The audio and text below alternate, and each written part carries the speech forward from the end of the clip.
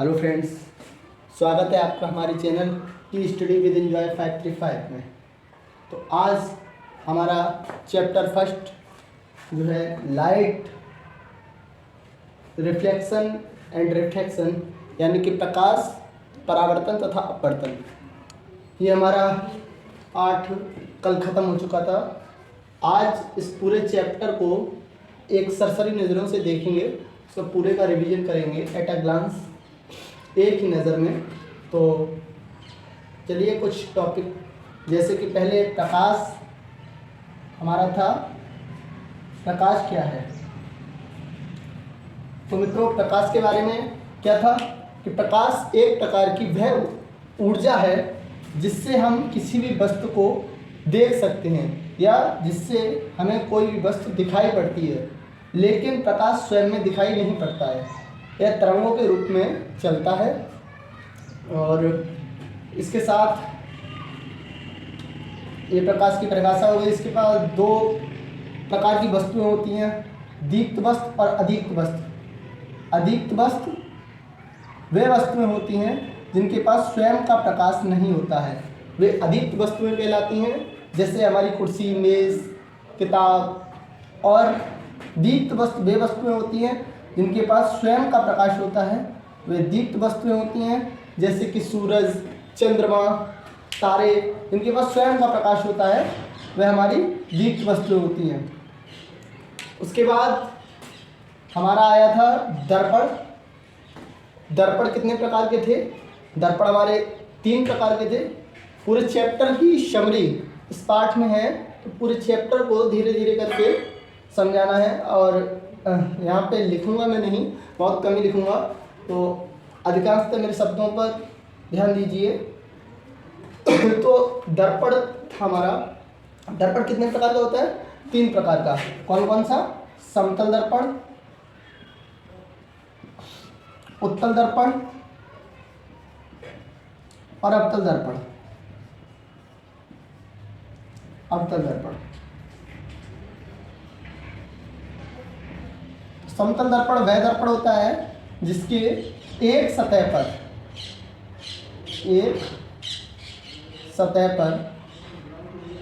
Polish कर दी जाती है।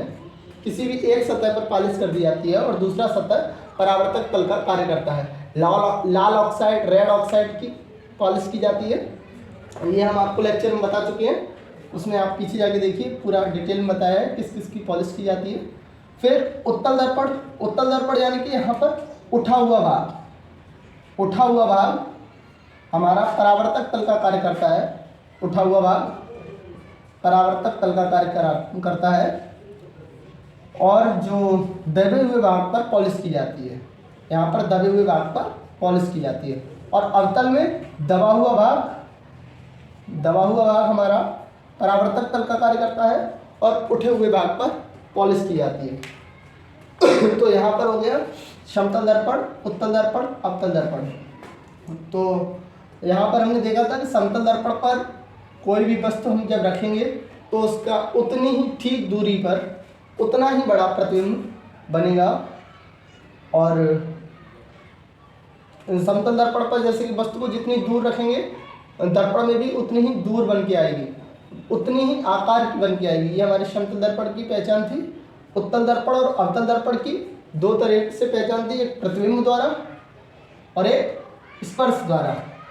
स्पर्श द्वारा क्या थी कि जब हम किसी स्लेट पर उत्तल दर्पण को रखेंगे तो यहाँ पर जो परावर्तक तल होगा, जो हमारा दर्पण होगा, जैसे कि स्लेट पर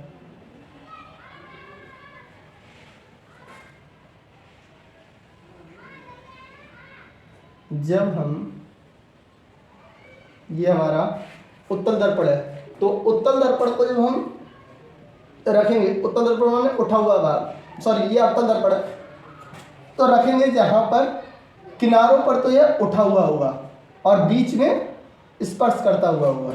तो ये हमारी किसकी थी? अवतल दर्पण की पहचान। उत्तल दर्पण की ठीक इसके विपरीत। उत्तल दर्पण में क्या था?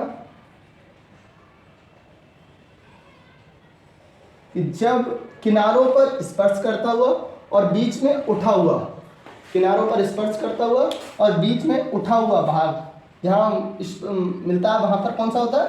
उत्तल दर्पण होता है। तो ये दर्पण की पहचान हो गई थी हमारी। उसके बाद इनसे 6 प्रकार के प्रतिबिंब बनाए गए थे। उत्तल दर्पण से 6 प्रकार के प्रतिबिंब और अवतल दर्पण से 6 प्रकार के प्रतिबिंब और उत्तल दर्पण से 2 प्रकार के प्रतिबिंब। तो आइए देखते हैं उन्हें।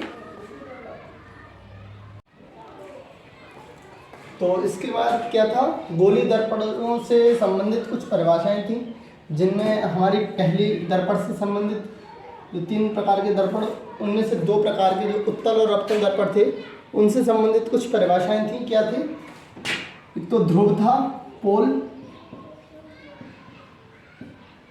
वक्रता त्रिज्या, वक्रता केंद्र,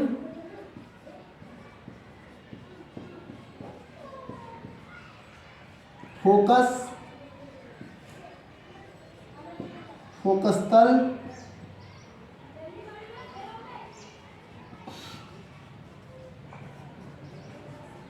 और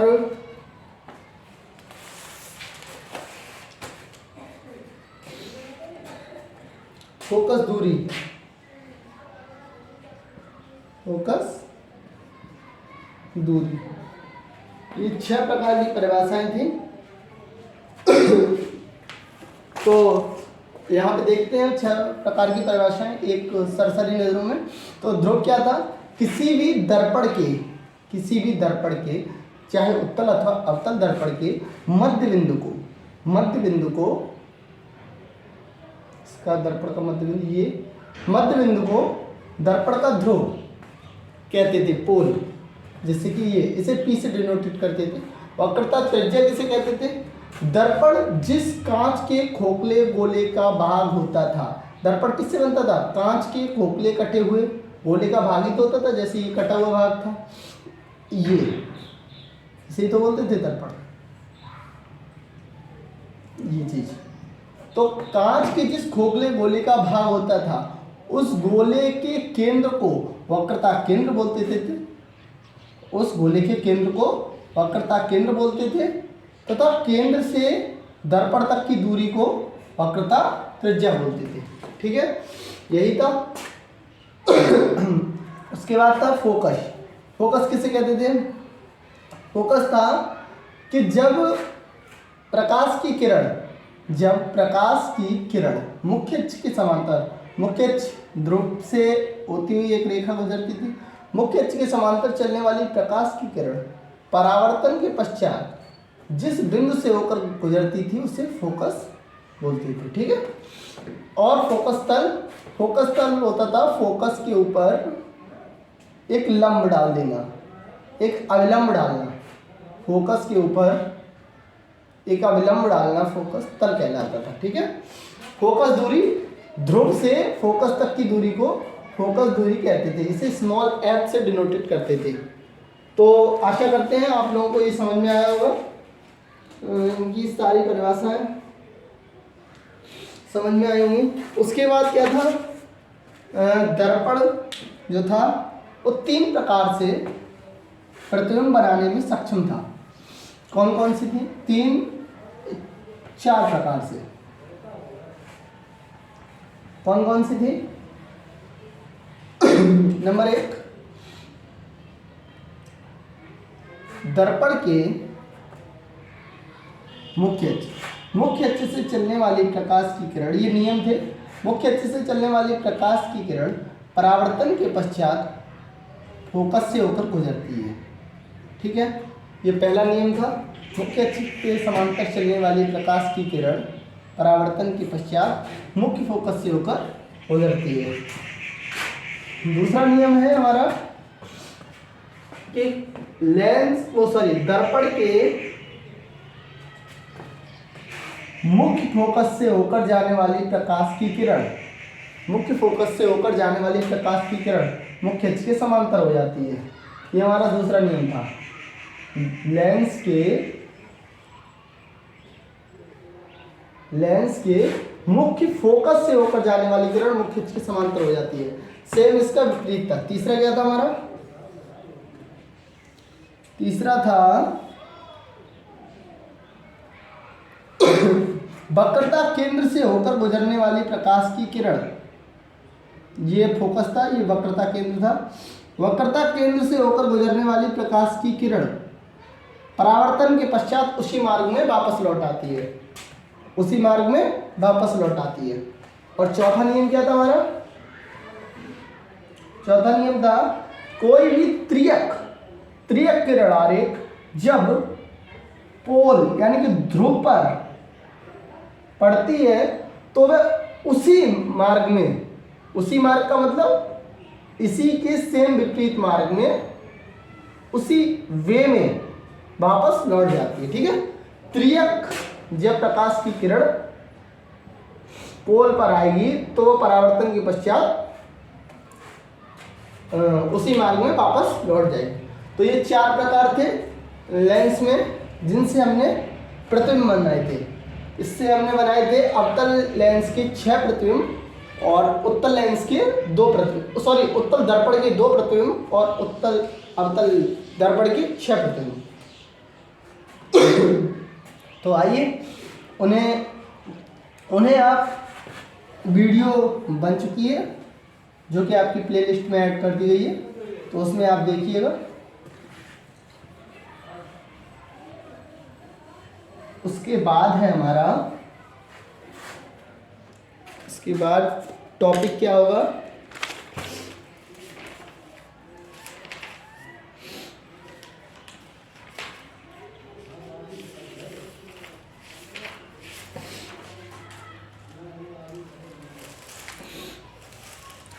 उसके बाद हमारे 2 सूत्र थे। एक थे relation between focus length F and radius R. इनके बीच में थे F is equal to R upon 2, यानी कि फोकस हमेशा रेडियस की आधी होता है। ठीक है, फोकस जो है हमेशा रेडियस का आधा होता है। और हमारा दूसरा फॉर्मूला क्या था? हमारा था relation among UVF 1 upon F is equal to 1 upon V plus 1 upon U। ये था हमारा दूसरा फॉर्मूला जिसमें फोकस दूरी और V यानी कि दर्पण से वस्तु तक की दूरी, सॉरी प्रतिबिंब तक की दूरी, और दर्पण से वस्तु तक की दूरी, वस्तु तक की दूरी, और ये प्रतिबिंब तक की दूरी। ठीक है, उसके बाद हमारा आता है अगला रेखीय आवर्धन। रेखीय आवर्धन का सूत्र क्या था हमारा? Magnification, linear magnification m is equal to I upon O। I upon O था। किसी भी वस्तु के प्रतिबिंब की लंबाई तथा उस वस्तु की लंबाई के अनुपात को मैग्निफिकेशन यानी कि आवर्धन कहते हैं। किसी भी वस्तु के प्रतिबिंब की लंबाई तथा वस्तु की लंबाई के अनुपात को रेखीय आवर्धन कहते हैं। इसका ये सूत्र था -V अपॉन U। ठीक है, ये 3 फॉर्मूले थे दर्पण में, ओनली ये 3 फॉर्मूले थे। उसके बाद हमारा चौथा आता है फॉर्मूलों में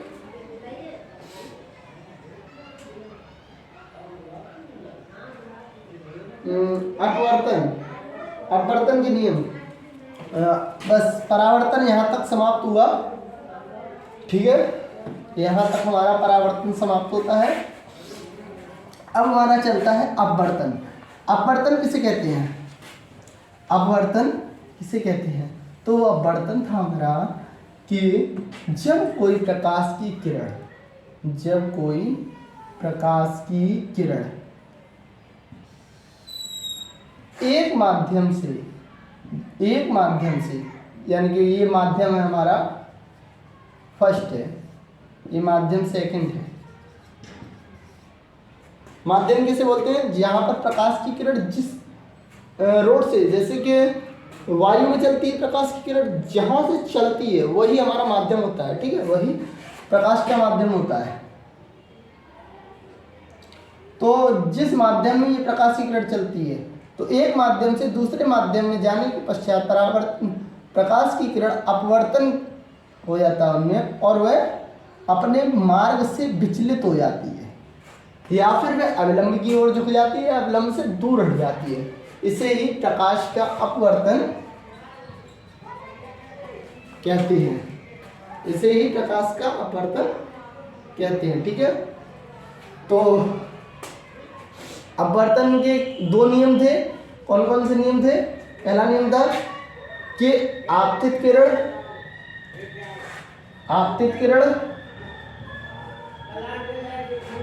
कौमा अपवर्तित किरण तथा आपतन बिंदु पर, यानी कि इस बिंदु पर, ये तीनों एक ही तल पर होते हैं, ठीक है। आपतन बिंदु पर खींचा गया अविलंब, तीनों एक ही तल पर होते हैं, ठीक है। अपवर्तित किरण आपतन बिंदु पर खींचा गया अविलंब। और दूसरा था हमारा इनके बीच में जो हमारा बना आई, और इसके बीच में कौन कौन सा बना? आर। तो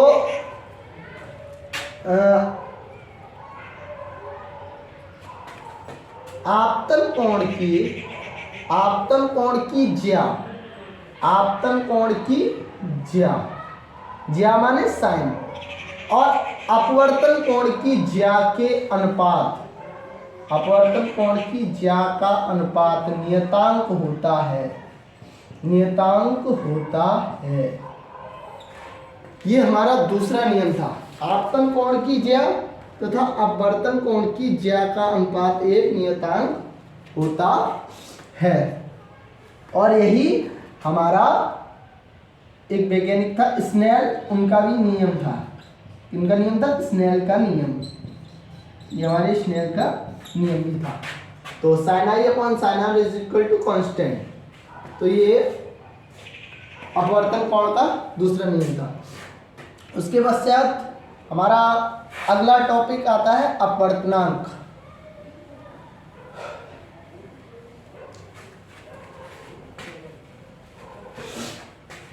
अपवर्तनांक, तो इसमें क्या होगा? अपवर्तनांक में देखिए, ये वीडियो वही देखें जिन्हें केवल एक ही नज़र में पूरा चैप्टर रिवीजन करना है। ये this video is only for revision, revise करने के लिए है ये केवल। अपवर्तनांक था हमारा, उसमें अपवर्तनांक वाले में क्या था कि अपवर्तनांक किसे कहते हैं? 1 and 2 इज इक्वल टू, यानी कि 1 and 2 यानी कि पहले माध्यम का दूसरे माध्यम के सापेक्ष अपवर्तनांक, यही था।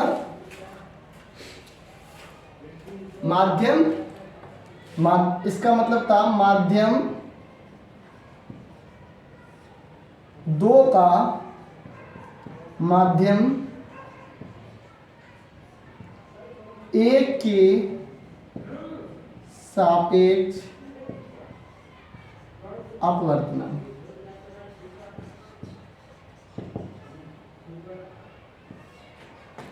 यानी कि दूसरे माध्यम का पहले माध्यम के सापेक्ष अपवर्तनांक, इसे लिखेंगे 1 and 2। तो इसका क्या था? 1 and 2। तो इसको हम लिखेंगे, क्या लिखेंगे? माध्यम 1 में प्रकाश की चाल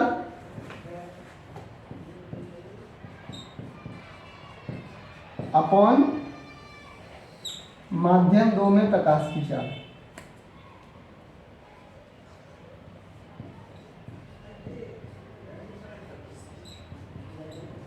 प्रकाश की, ठीक है। तो ये अपवर्तनांक का टॉपिक यहाँ पे समाप्त हुआ।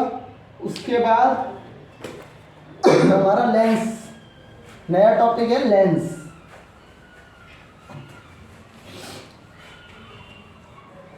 लेंस में क्या था? लेंस की पहले परिभाषा, लेंस एक समांगी, लेंस की परिभाषा क्या थी? लेंस की परिभाषा थी लेंस ऐसा समांगी पारदर्शी माध्यम जो दो गोलीय वक्र पृष्ठों अथवा एक गोलीय वक्र पृष्ठ तथा एक समतल वक्र पृष्ठ से मिलकर बना होता है, उसे लेंस कहते हैं। यानी कि दो समांगी, यानी कि दो ऐसे वक्र पृष्ठ अथवा एक जैसे, अथवा एक समतल एक वक्र पृष्ठ या एक ऐसा एक ऐसे, इन सभी के नाम हमने वीडियो में बता दिए हैं। शॉर्ट ट्रिक भी उनकी करवाई थी, समझाया था बाकायदा, तो आप उन्हें जाके देख लीजिए। ये लेंस था। तो इनमें क्या था, सॉरी क्या था इनमें?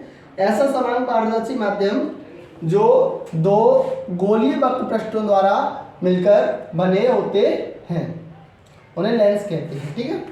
अब उसके बाद क्या था अगला? लेंसों के प्रकार। लेंस दो प्रकार के होते हैं, उत्तल और अवतल। ये कौन सा है? अवतल लेंस। और ये कौन सा है? उत्तल लेंस। ठीक है, दो प्रकार के हो गए लेंस हमारे, उत्तल लेंस और अवतल लेंस। तो इसके बाद क्या था हमारा? लेंस के प्रकाशीय केंद्र, मुख्य अक्ष। तो लेंस जिन खोखले गोलों का भाग होता है, जैसे दो खोखले गोले, तो इन दोनों के केंद्र को मिलाने वाली रेखा को क्या बोलते हैं? प्रकाशिक केंद्र। ठीक है, क्या बोलेंगे? प्रकाशिक केंद्र। और प्रकाशिक केंद्र बोलेंगे। ठीक है, तो इनको ये सॉरी इन्हें क्या बोलेंगे? मुख्य अक्ष। क्या बोलेंगे? मुख्य अक्ष। प्रकाशिक केंद्र किसे बोलेंगे? प्रकाशिक केंद्र बोलते हैं किसी भी लेंस के मध्य में मुख्य अक्ष पर स्थित वह बिंदु, मुख्य अक्ष पर स्थित वह बिंदु जिस पर प्रकाश की किरण बिना विचलित हुए सीधे निकल जाती है। ठीक है, यहाँ पे विचलन होता है, बहुत अल्प विचलन होता है। तो उसके बाद लेंस के फोकस द्वारा, इनकी सबकी परिभाषाएं आप लोगों को नोट करवा दी है यहाँ पे, केवल बहुत ही फास्ट रिवीजन में।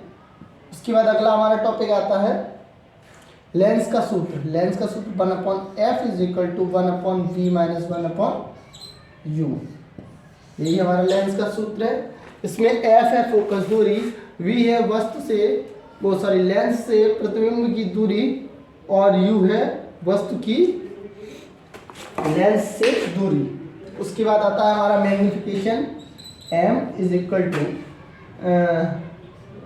I/O, यानी कि v/u, यानी कि the length of image and the length of object, the ratio of the length of image and the length of object is called the magnification of lens.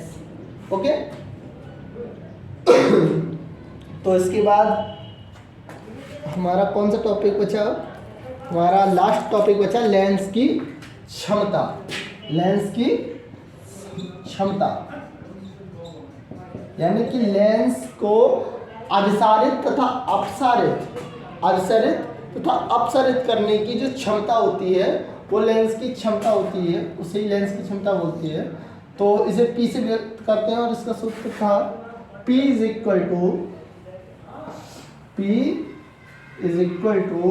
1/f जब metre में हो। ठीक है, 100 हो जाएगा जब सेंटीमीटर में हो। तो मतलब क्षमता is inversely proportional to f, यानी कि फोकस दूरी की हमेशा क्षमता व्युत्क्रमानुपाती होती है। तो ये पूरा चैप्टर एक लाइट रिफ्लेक्शन एंड रिफ्रैक्शन समाप्त होता है और इसके न्यूमेरिकल भी आपको बता दिए गए हैं। साथ ही आपको कोई भी प्रॉब्लम आए तो कमेंट सेक्शन में कमेंट कीजिएगा। इसके बाद अब नया चैप्टर आपके लिए लेके आते हैं अगले टर्न पर। तब तक के लिए नमस्कार।